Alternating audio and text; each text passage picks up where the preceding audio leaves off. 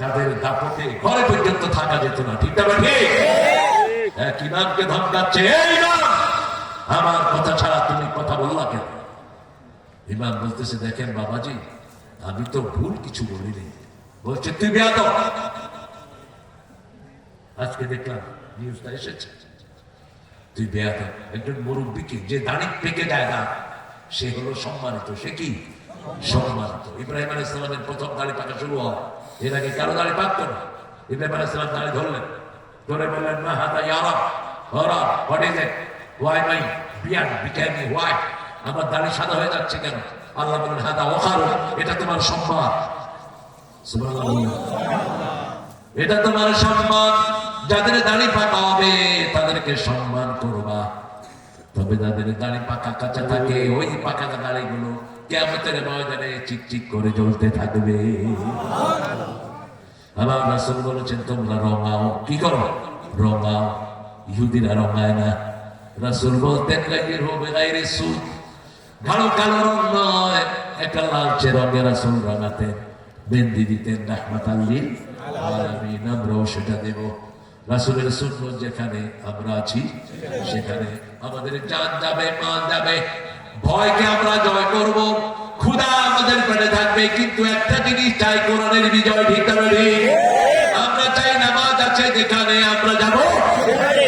পর্দা আছে যেখানে, মায়েরা যাবে সেখানে। সে আল্লাহ বলছেন, আল্লাযী খালাকাল মাউতা ওয়াল হায়াতা লিয়াবলুয়াকুম আইয়ুকুম আহসানু আমালা ওয়া হুয়াল আজিজুল গফুর।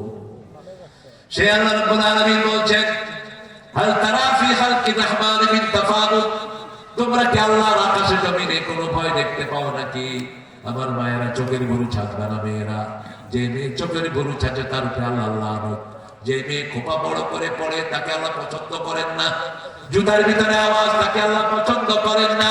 সুগন্ধি গায়ে দিয়ে যে মেয়ে ঘর থেকে বের হয়, ওই মেয়ের সুগান যত যুবকের নাকে যাবে, সবার জিনার জন্য তোমার আমলনামায় উঠবে। তুমি ঘরের ভিতরে সুগন্ধি ব্যবহার করবা তোমার স্বামীর জন্য, মেয়েরা সাজবে তার স্বামীর জন্য।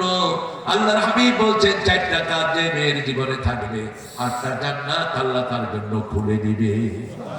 আযান হওয়ার সাথে সাথে নামাজ, সাথে সাথে কি নামাজ, রমজানের রোজা। 3 নাম্বার স্বামীর খেদমত। স্বামী যেমন খেদমত করবে স্ত্রীরা, আবার স্ত্রী অসুস্থ হলে খেদমত করবে কে বলে? আপনারা জানেন তো, যৌতুক খাইবেন না, খেদমত করবেন। যারা যৌতুক খায় এরা বিবিকে মারে, বিবির উপর অত্যাচার করে, এরা অসভ্য, সবকে নিকৃষ্ট। রাসূল বলছেন, একটা আংটি দিয়ে হলেও তাকে মোহরানা দাও, কি দাও? রাসূল বসে আছেন মসজিদে নববীতে, এক মহিলা সাহাবী এসে বলছেন, যাওয়াজনি ইয়া মুহাম্মদ, ও মুহাম্মদ ম্যারি মি, মুহাম্মদ আমাকে বিয়ে করো। পৃথিবীর সবচেয়ে লজ্জাশীল মানুষ ছিলেন রাহমাতাল লিল আলামিন। আপনাদের কষ্ট হচ্ছে না? না, ও কষ্ট হচ্ছে না? আচ্ছা, এই যে লোহা লক্ষ্য দিয়ে রাখো, আমি একটু পছন্দ করি না।